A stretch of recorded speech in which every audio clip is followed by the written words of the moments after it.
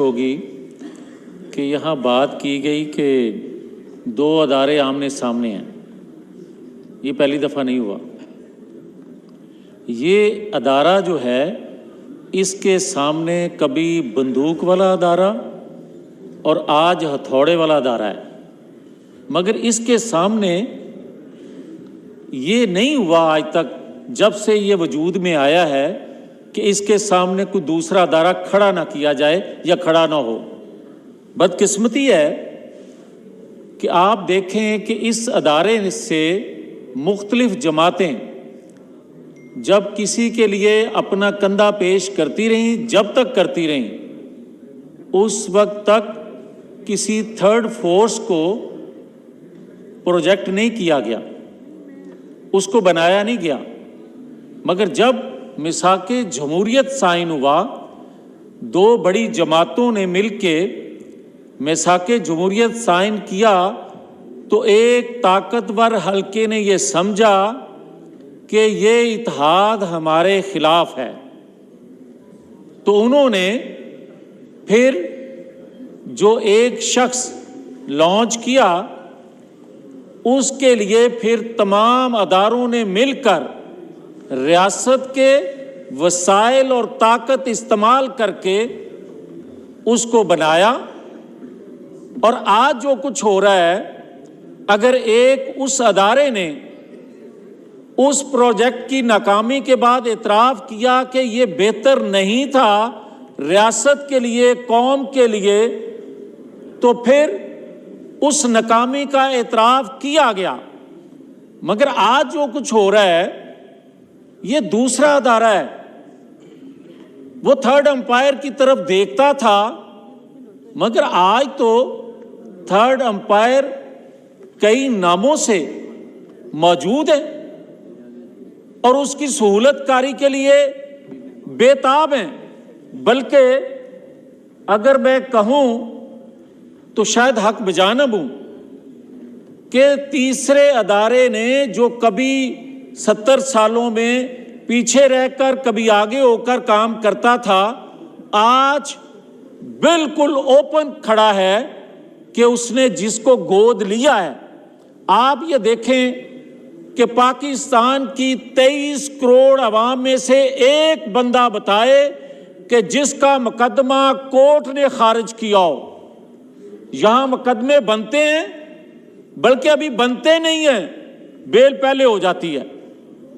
اور اگر پاکستان کے اندر 23 کروڑ عوام میں سے یہ سہولت کسی اور کو میسر ہے، یہاں بات ہوئی ہے نا کہ جناب اتنے 4 لاکھ کیسز ہیں، اعلیٰ کورٹ میں 1,80,000 ہیں. میں یہ کہتا ہوں کہ مجھے تو ہمیشہ بلی چڑھایا جاتا رہا سیاستدانوں کو، مگر کیا یہ حقیقت نہیں ہے کہ بنی گالہ کو جو ریگولائز کیا گیا تھا، اس وقت ثاقب نثار صاحب کا بھی پلاٹ موجود تھا بنی گالہ روڈ پہ، اور اس کو ریگولائز کرنا صرف اس کی ضرورت نہیں تھی، اس کے لیے نہیں کیا جا رہا تھا، بلکہ موجودہ لوگوں میں سے بھی 10 کنال کا پلاٹ وہاں موجود ہے. میں تو نور عالم صاحب کو ریکویسٹ کروں گا کہ موجودہ اور سابق جو ہیں ان کے پلاٹوں کی تفصیل منگوائیں. آپ کو پتا چلے کہ اس پاکستان میں ہو کیا رہا ہے.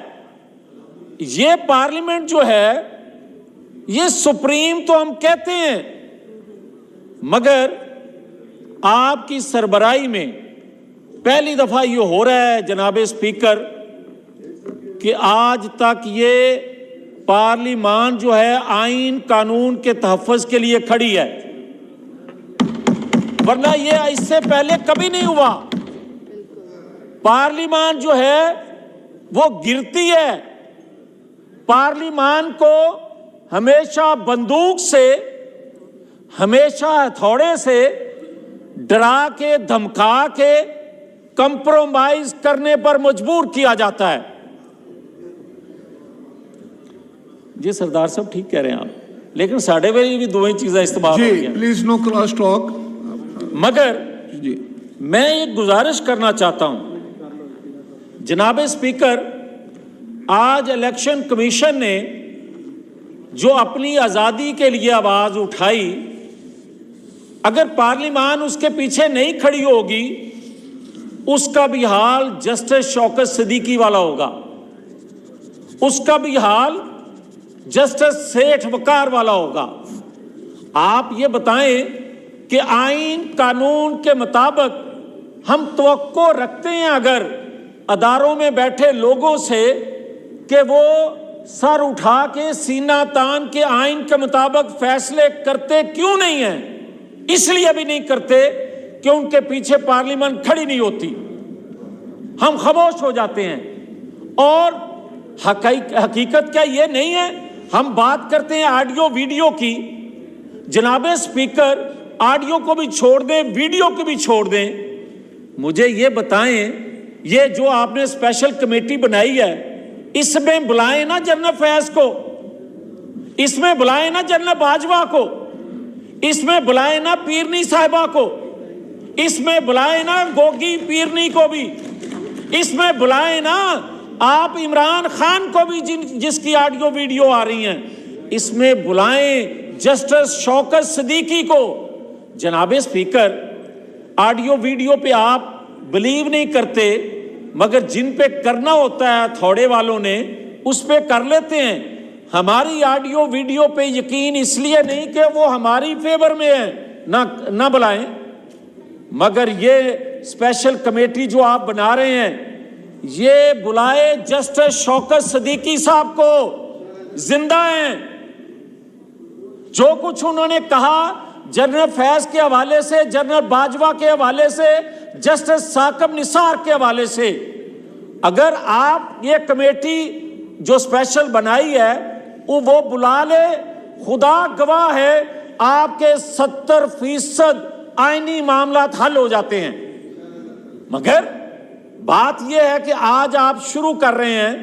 تو اگر میں اپنی طرف آتا ہوں، میں یہ کہتا ہوں کہ جب 2015 میں سازش شروع ہوئی تھی، 450 لوگوں کا نام تھا پاناما میں، مگر جس کا پورے افسانے میں ذکر نہیں تھا، نواز شریف کا، اس کو ٹارگٹ کرنا مقصود تھا، اس کو تو سزا دے دی. 450 لوگوں کو ہتھوڑے والوں نے کیوں نہیں بلایا؟ کسی ایک کو بلایا، مقصد نہیں تھا، ختم. مگر اس وقت اگر مسلم لیگ کھڑی ہوتی، اس وقت اگر پارلیمان کھڑی ہوتی، تو 2017 میں جو کچھ ہوا تھا وہ کبھی نہ ہو سکتا. اور اگر 2017 میں جو 1 سال کی ہماری حکومت رہتی تھی، وہ ساتھ والی بلڈنگ سے جو کچھ ہو رہا تھا، جو آج سامنے آ رہا ہے، اس وقت ہم کھڑے ہو جاتے. میرے بھائی انتہائی محترم خاقان عباسی صاحب پرائم منسٹر تھے، 1 سال بعد ختم ہو گئی نا وہ پرائم منسٹرشپ، وہ دوسرے دن بھی ختم ہو جاتی، مگر تاریخ میں زندہ رہتے ہمیشہ. وہ جو سازش تھی اس کو بے نقاب کرنا چاہیے تھا. اور آج جب ری رائٹ ہو رہا تھا پنجاب میں عدم اعتماد کے وقت آئین آپ کا، اس وقت یہ پارلیمان کھڑی ہو جاتی. آج جو نوبت آپ کے سر پہ آئی ہے یہ نہ ہوتی. مگر آج خدا کرے جو آج جذبہ، جو آج لوگ کھڑے ہیں آپ کے ساتھ، آپ بڑی دلیری سے پورے ہاؤس کو لے کے چل رہے ہیں، آج بھی کھڑے ہوں گے تو پاکستان کے 90% مسائل حل ہو سکتے ہیں. مگر کیا پارلیمان جو ہے، جس کو آپ کہتے ہیں کہ یہ آئین ساز ادارہ ہے، مگر آئین ساز ادارے کی کبھی توہین نہیں کسی نے سنی. کبھی یہ نہیں ہوا کہ آئین بنانے والوں کی توہین بار بار ہوتی ہے، یہ بھی توہین پارلیمنٹ ہے. مگر یہ ہم سنتے ہیں کہ فلاں ادارے کے فلاں صاحب کا نام لینے پہ. ہاں ایک بات میں ضرور کرتا ہوں جناب اسپیکر، یہ ایک فیشن بن گیا ہے. کل بھی اگر میں درست ہوں تو اگر میں نے صحیح سنا ہے تو کل لاہور ہائی کورٹ میں اگر یہ درست ہے تو عمران خان نے ایک ڈی جی کا نام لے کر، ایک ادارے کے ڈی جی کا نام لے کر کہا کہ مجھے اپنی جان کا خطرہ ہے اس سے۔ اگر یہ بات درست ہے تو اوتھ لے کر جج بیٹھتے ہیں، ان کو اس وقت روکنا چاہیے تھا اس شخص کو بات کرنے سے کہ بغیر ثبوت کے تم کیوں بات کر رہے ہو، اور اگر اس نے بات کی ہے تو میں گزارش کروں گا بوتانی صاحب سے کہ اس کو بھی بلایا جائے، اور یہ بات اگر کورٹ میں ہوئی ہے تو پھر جناب اسپیکر اس سے بڑا ظلم آپ اور کیا کر سکتے ہیں کہ آپ اداروں میں بیٹھے لوگوں، ہم نے بھی نام لیے تھے، ہماری قیادت نے نام لیے تھے، ہم آج بھی سینہ تان کے یہ بات کر رہے ہیں کہ وہ بات ہم نے درست کی تھی، ہم نے غلط نہیں کی تھی۔ ہمیں کمیٹی بلائے، ہم ثابت کریں گے کہ جن کے نام ہم نے لیے تھے وہ آئین سے ہٹ کے اپنا رول ادا کر رہے تھے، مگر آج اگر وہ بات کر رہا ہے ہمارے آئینی اداروں میں بیٹھے لوگوں کے متعلق، اس کو بلایا جائے، وہ ثبوت دے، اور اگر وہ ثبوت پیش نہ کر سکے تو پھر وہی آئین جو آپ کو کہتا ہے اس کی سزا اس کو ملنی چاہیے۔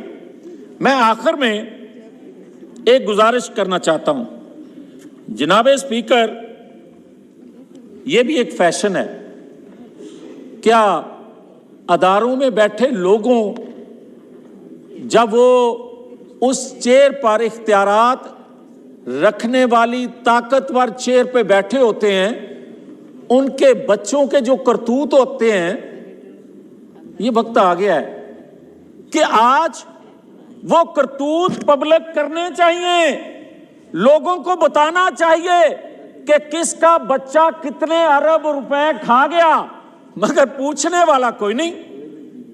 آج یہ وقت آ گیا ہے اور اس وقت کو ضائع نہیں کرنا چاہیے قوم و ملک کے لیے کہ دونوں بڑے اداروں میں بیٹھے لوگ با اختیار جو ہوتے ہیں وہ کون کون سی ریاست میں جزیرے خریدتے ہیں۔ آپ 10%، آپ پورے حجم میں سے 10% اگر ڈیولپمنٹ پہ باقی چیزوں پہ لگاتے ہیں، مگر 100% کا حساب دیتے ہیں، اور 90% خرچ کرنے والے کو اس پاکستان کا کوئی ادارہ پوچھ نہیں سکتا۔